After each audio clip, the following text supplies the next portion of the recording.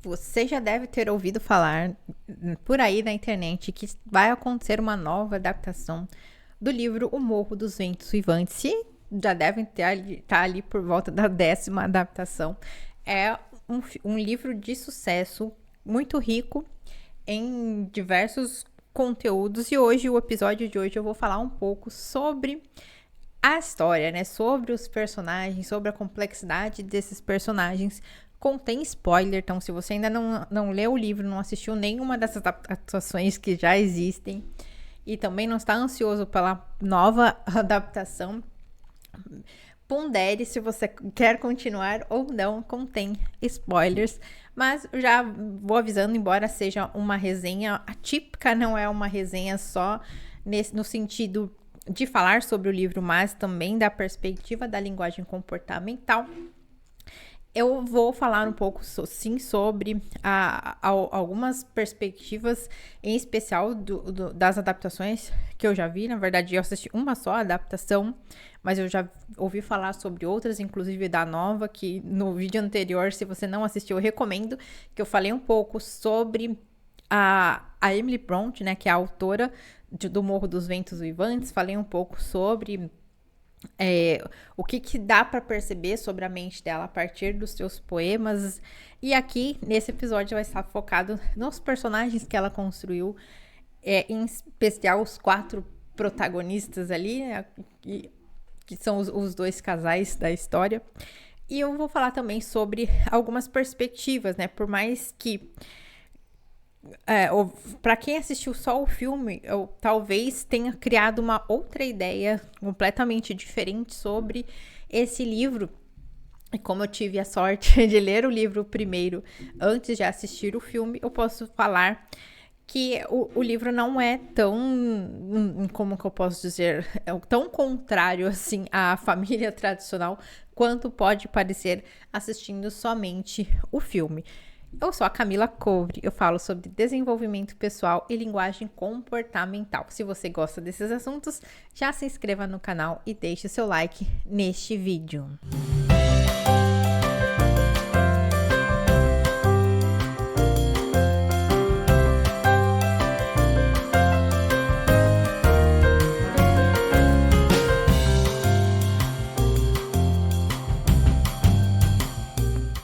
O livro Morro dos Ventos Uivantes, ele pode causar ali algum tipo de desconfiança. Até a capa, né, de uma das versões, das edições, inclusive até que eu tenho, ela dá a entender que existe ali um triângulo amoroso, que existe ali algum tipo de traição entre casais e algumas coisas que não são muito saudáveis. Se você é mais conservador, se você é mais daquele tipo da família tradicional brasileira, e então ele pode causar ali algumas ressalvas.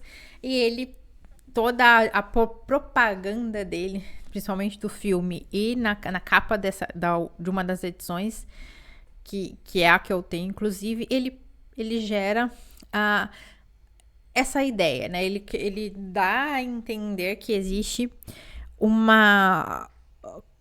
um comportamento antiético explícito, ou um adultério explícito na obra da Emily Brontë, na obra do Morro dos Ventos Uivantes. Porém, eu lendo, eu não vi dessa forma. Claro, aí entra a parte do spoiler.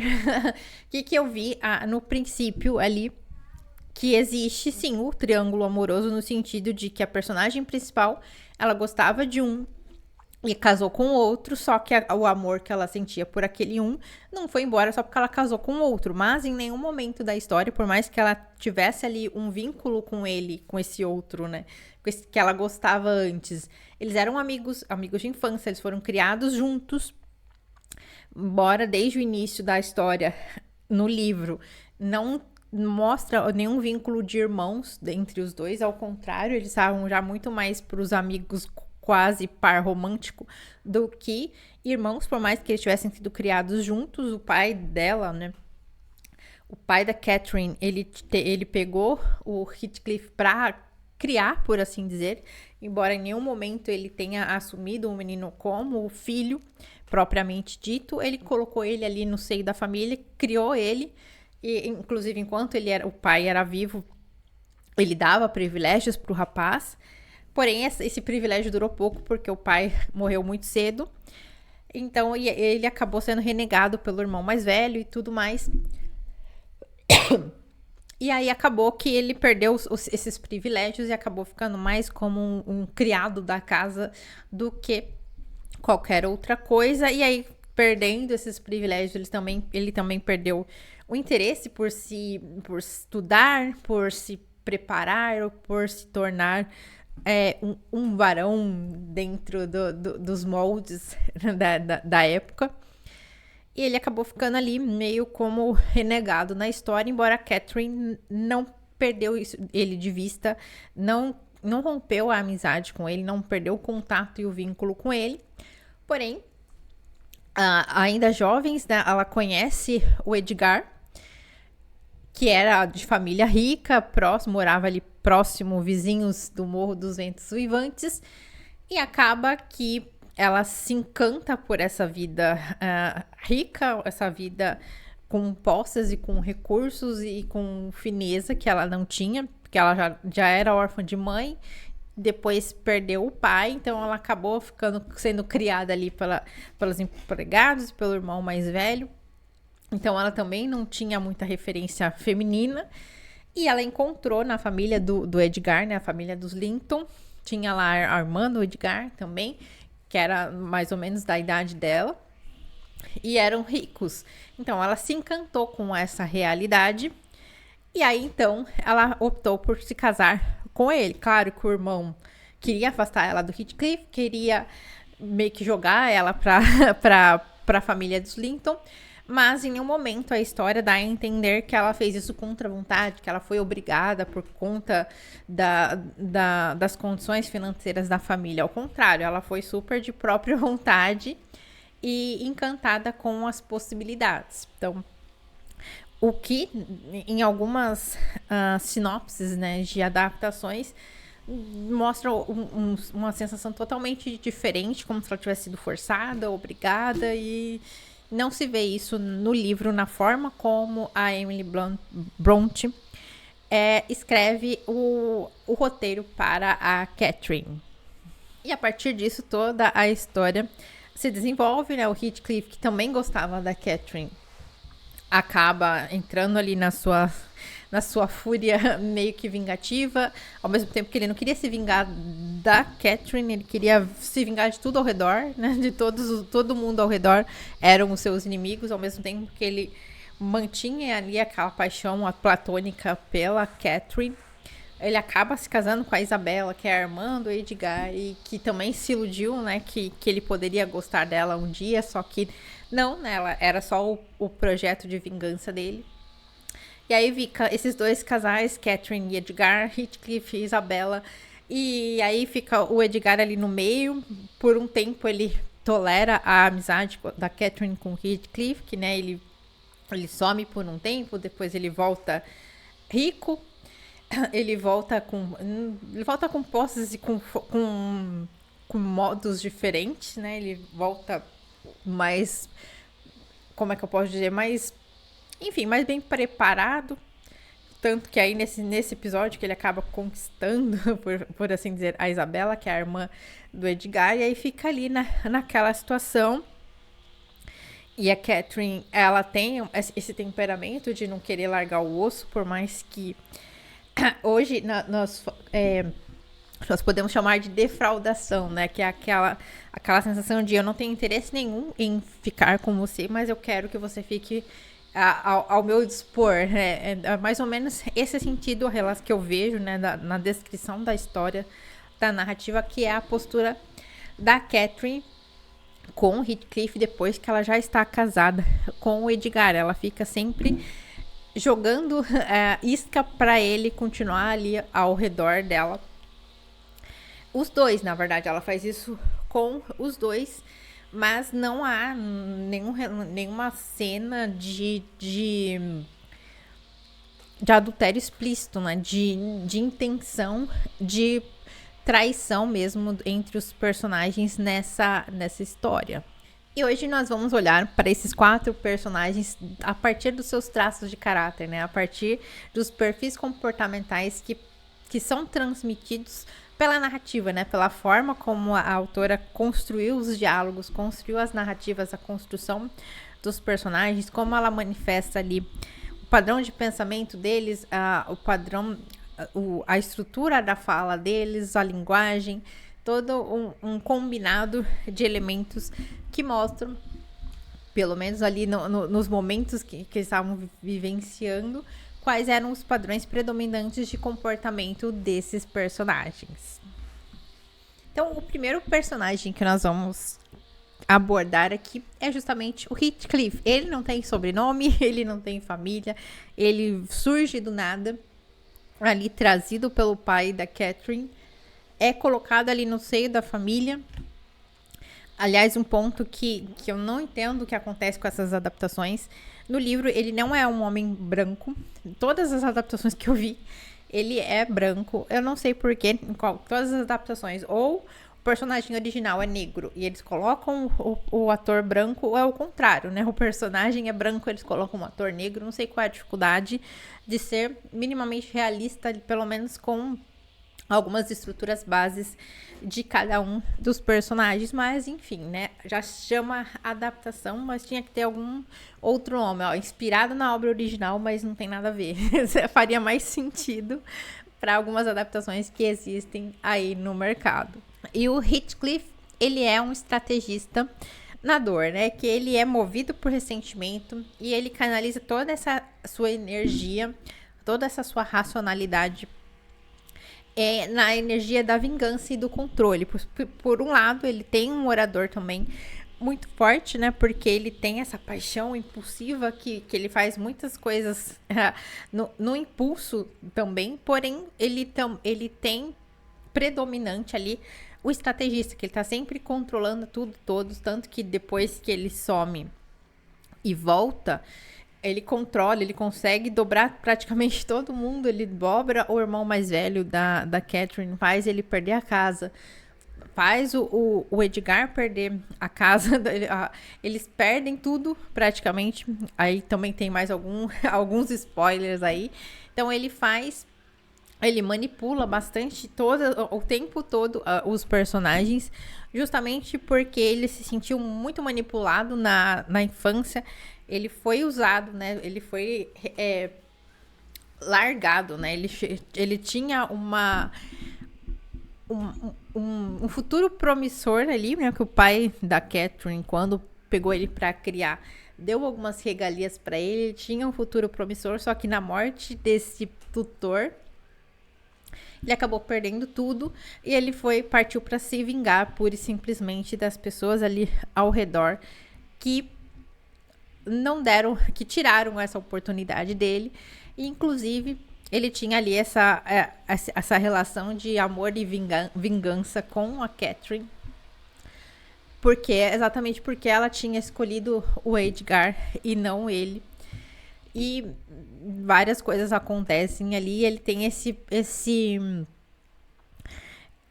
perfil estrategista, né? Que a sua inteligência ela é usada como uma arma, né? Ele tem esse perfil estrategista na dor, em especial. Ele sempre vai manipular para não se sentir manipulado, para não ser manipulado. Ele vai sempre querer controlar tudo e todos, e vai estar sempre se sentindo traído e vai estar sempre se sentindo enganado. Então ele prefere não criar vínculos reais, não criar vínculos de amor, não criar vínculos de amizade, para não se sentir traído, para não se sentir enganado, né, manipulado, ao mesmo tempo em que ele vai querer manipular tudo e todos. E nesse caso ele faz isso com maestria ao longo do livro inteiro.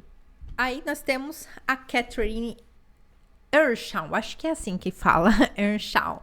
Ela é a realizadora dividida. Ela tá sempre ali com o coração dela dividido, ao mesmo tempo que ela não se entrega para nenhum dos dois. Ela fica ali oscilando entre o desejo de liberdade, né, o desejo de posses, o desejo de luxo, e ao mesmo tempo aquela outra necessidade, o medo de ser excluída, né? Porque se ela se entregasse para aquele que ela amava, né, de verdade, ou que ela já amava antes de conhecer o Edgar, ela poderia simplesmente ser excluída da sociedade, porque ele era um Zé Ninguém. Ele era, como eu disse, não tinha família, não tinha sobrenome, não tinha nada. E se ela se unisse a ele, ela ia ser excluída, ela ia perder o seu status, ela ia perder, poderia perder dignidade, enfim, questões de status social, questões de posição na família. Então, ela tinha ali medo de algumas consequências por essa escolha, né? Caso ela seguisse por essa escolha, ao mesmo tempo em que ela também tinha uma parte, em especial nessa relação com o Heathcliff, em outras também, ela também tinha essa questão do estrategista, né? De manipular as pessoas ao seu bel prazer, manipular as pessoas para que elas fizessem as suas próprias vontades. E ela faz isso com o Heathcliff, faz isso com o Edgar, faz isso com a Nelly, né? Que é a empregada da casa, né? Uma espécie de governanta ali das duas casas em que ela morou, tanto quando era solteira quanto depois de casada. E ela tinha um pouquinho menos, né, que o Heathcliff, mas ela também tinha mais dessa postura estrategista de manipular, ao mesmo tempo que o que predominava mesmo era o traço realizador, que ela era também gostava de fazer e acontecer. E tinha esse coração dividido, né? Que esse medo de entregar o corpo e a alma para a mesma pessoa, para suas próprias escolhas. E sempre fica com aquela de, eu não posso ficar com um e eliminar o outro da minha vida. Eu preciso ficar ali dividida no meio campo. Então, essa é a marca da Catherine. No caso do Edgar Linton, ele é um organizador sensível, é aquele que engole bastante sapo. A gente olha ele, às vezes pega até ranço da passividade que ele tem com a Catherine. A gente vê ela fazendo ele de gato e sapato, e o tanto que ele... como é que ele fala? Que eu posso dizer? O tanto que ele tem paciência, o quanto ele tolera a presença do Heathcliff ao lado da sua esposa. E ele demora bastante para colocar limite nela e falar, ou ele ou eu, você não consegue manter a relação de amizade com os dois ao mesmo tempo.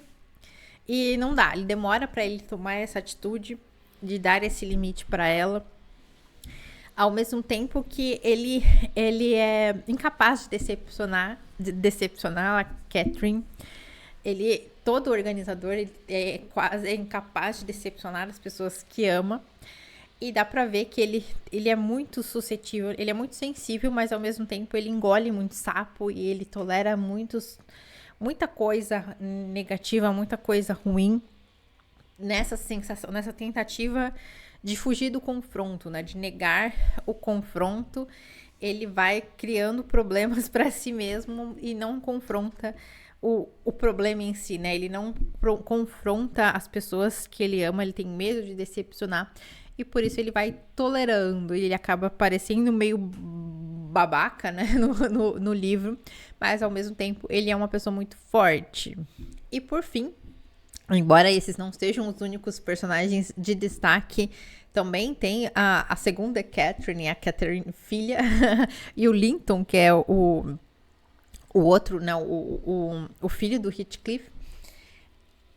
São outros personagens que eu não coloquei aqui, mas agora vamos para a Isabella Linton, que é uma oradora de marca maior. Ela é totalmente ação pura, né? Ela transborda amor no começo, transborda confiança, daqui a pouco ela vira um pouquinho de medo, transborda ódio, e ela é de palavras extremas. O amor dela se derrama, daqui a pouco o ódio também, e ela é muito intensa. Ela começa, né, a sua história ali no livro na ilusão de um amor romântico, e ela se entrega, e ela se joga, e ela aposta tudo sem ressalvas no coração dela, é o que a Catherine tinha de controladora, né? De controlar os próprios impulsos. A Isabela tinha ao contrário, ela se jogou de forma impulsiva no amor, colheu muitas dores por não ter enxergado os sinais, por não ter ponderado, por ter ignorado ali os próprios avisos do seu irmão e da sua cunhada. Tudo bem que a cunhada tinha outros interesses ao tentar abrir os olhos da Isabela sobre quem era o Heathcliff. Mesmo assim, ela foi, apostou tudo, casou com ele e passou maus bocados ali com esse casamento, mas ela é essa expressão do traço orador predominante que se joga, né? Que vive intensamente todas as suas emoções, os seus sentimentos e não tem muito medo de amar e de se entregar. Então, claro que nem... Aqui é uma ficção, mas eu tô falando de casos reais, né? De casos reais, não, de traços reais, né? De traços de perfis comportamentais que existem na vida real, que todos nós temos. E assim como esses personagens têm traços predominantes, mas obviamente eles não têm somente esses traços, nós também, em alguns momentos, podem predominar um ou outro, na maior parte do tempo pode predominar um ou outro, mas todos nós temos esses 5 traços. E o objetivo, né, de trazer essa resenha é exatamente esse ponto de vista, né? Por que olhar para esses personagens importa, né? Porque justamente eles nos espelham, não só nessa questão de os traços predominantes podem ser em comum com eles. Por exemplo, no meu caso, eu tenho um pouquinho da Catherine e eu tenho um pouquinho da Isabela. Eu tenho uma misturinha ali desses dois perfis, ao mesmo tempo que eu posso me jogar num sentimento, ao mesmo tempo que eu sou muito intensa, eu também sou muito reservada, sou muito contida, contida na palavra, eu sou muito seletiva. Então eu fico ali viajando na maior parte do tempo entre o orador e o realizador, entre o emocional e o racional. E algumas situações vai espraiar um ou o outro, mas os traços predominantes, a minha forma de ser, no meu padrão de funcionar, em geral, é esses dois, realizador e orador. Então, cada um de nós vai ter ali uma identificação com um ou com outro traço. E esse conhecimento é muito rico, né? Por exemplo, por que esses personagens nos espelham? O Heathcliff, ele é a nossa sede de justiça, né? De que na dor pode virar crueldade. O que a gente vê bastante na internet hoje, né? Que as pessoas acabam na pretensa ideia de buscar a justiça em casos que estão acontecendo com os outros, que na prática não tem nada a ver com você, mas fica com aquele desejo de justiça. E aí você acaba sendo tolerante com as mais diversas crueldades que estão sendo colocadas sobre o selo, né, sobre o rótulo de justiça sendo feita, e você vê tantas crueldades sendo feitas e você meio que fica descansado naquilo porque você tá na dor, e esse senso de justiça acaba virando crueldade, e você já não consegue mais perceber a diferença entre crueldade e justiça, porque você perdeu o fio da meada, você tá tão na dor, você tá com um traço tão prejudicado, você não sabe mais como estar no recurso, né? Como que aquela forma de funcionar pode ser um pouco mais saudável, sem precisar ver a maldade sendo feita contra os outros para você se sentir melhor. A Catherine é o nosso medo de escolher errado e perder tudo, né? Que ela tinha ali uma coisa muito certa, que era o seu amor pelo Heathcliff, só que ela tinha essa escolha, né? Se ela fizesse essa escolha de seguir com ele, ela ia perder muita coisa. Ela ia perder muita coisa que para ela também era importante, tanto quanto o amor que ela tinha por ele. Só que ela também fica naquela dúvida de fazer uma decisão por um outro caminho e abandonar. Então ela fica dividida, ela fica com um pé aqui e um pé lá. Então ela não é que, eu vou me casar com o Edgar e acabou, Heathcliff, não quero mais saber dele, vou cortar relações com ele, na medida do possível, né? Claro, eles eram vizinhos e iam acabar, assim, encontrando, só que não foi isso, né? Ela continuou alimentando esse sentimento dele por ela, continuou alimentando a relação, continuou defraudando ali o coração dele por puro capricho. Então ela não tomou uma decisão sincera, ela ficou ali no meio do caminho, e esse posicionamento também é um traço na dor, né? Porque quando esse traço realizador, ele fica alimentando essa divisão, ele fica alimentando essa competição entre os dois homens da vida dela. Não precisa necessariamente ser uma divisão entre triângulo amoroso, por exemplo. Pode ser uma divisão entre um emprego e uma transição de carreira, enfim, um sapato A, um sapato B. Sempre ficar naquela divisão entre duas opções ou mais, como se tivesse aquela dificuldade de decidir por um único caminho e seguir por ele, sem ficar remoendo o que ficou para trás. O Edgar, ele é o nosso medo de confrontar a quem amamos em nosso próprio prejuízo, né? Que ele tá vendo que precisa colocar limite em algumas relações, em alguns comportamentos das pessoas que ele ama e que amam a ele.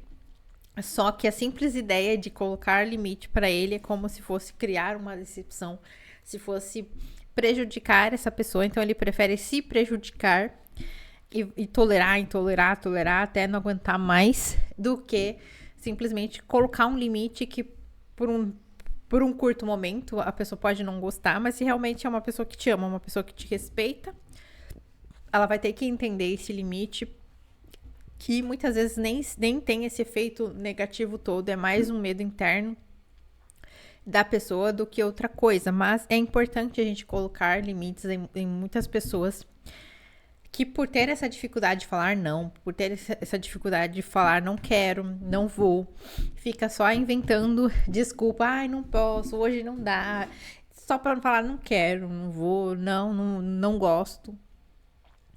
E essa dificuldade de falar não, ela é muito doentia. Existe um traço específico que tem uma dificuldade maior ainda, né, de falar não do que os outros. E então o Edgar, ele é esse símbolo, né, desse tipo de comportamento. E a Isabela é o nosso auto-engano diante do desejo de ser amado. Ela em busca de atenção, né, em busca de um amor, em busca de carinho, ela acabou se prejudicando, né? Ela acabou se auto-enganando, ignorando todos os avisos do irmão, da cunhada, de quem era a pessoa a quem ela estava indo, porque ele tinha dado ali alguns vestígios de carinho para ela, ele deu ali algumas migalhas de atenção, algumas migalhas de interesse, lógico que não eram reais. Elas eram totalmente propositais. Tem alguma das adaptações do livro, adaptações em filme que mostra como se o Heathcliff tivesse tentado gostar dela e não conseguiu. O livro, ao contrário, ele é bem explícito, falando que desde o início ele estava afim de nada, ele só quis sacanear mesmo, porque ela era irmã do inimigo dele, do seu rival, que casou com a sua querida, amada Catherine. Então, ler esses personagens é como ler a nós mesmos. E se você fosse um personagem dos ventos, do Morro dos Ventos Vivantes, qual você seria? Esse é o poder da literatura, né? Nos forçar a ver quem somos ao nos perguntarmos sobre quem seria, né? Quem seríamos quando nos vemos no espelho desses personagens. Quando a gente vê esses personagens e a gente se vê, a gente consegue entender um pouco mais sobre nós mesmos. Por isso que é muito bom a leitura em si, né? O filme tem as suas vantagens, mas eles entregam as coisas meio mastigadas. O livro a gente vai vivendo junto com os personagens num tempo muito maior. E também tem toda uma construção que a gente faz.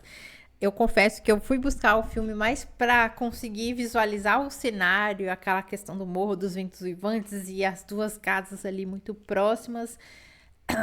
E eu queria ver esse cenário mesmo, mais do que necessariamente a história, porque o cenário me encantou bastante e eu acho que que eu queria ver graficamente essa informação que eu tinha ali construído uma alemã na minha cabeça, mas como eu não tenho muito repertório, né, de grandes espaços, né, de grandes terrenos de campo, então eu fui buscar no filme, essa informação, mas os personagens em si no livro são muito mais ricos do que nos filmes. E para quem trabalha com comunicação, ou liderança ou atendimento, esse exercício é ouro, né? Entender os personagens fictícios é uma forma de treino perfeito para entender as pessoas reais, as pessoas que trabalham com você, as pessoas que estão ao seu lado, as pessoas que você atende. E se você quiser começar agora a ter uma ideia sobre como identificar as narrativas por trás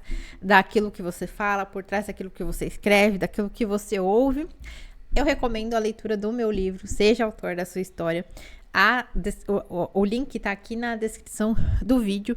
Ele é como se fosse um guia para transformar a leitura emocional em estratégia de vida. E eu te espero no próximo episódio.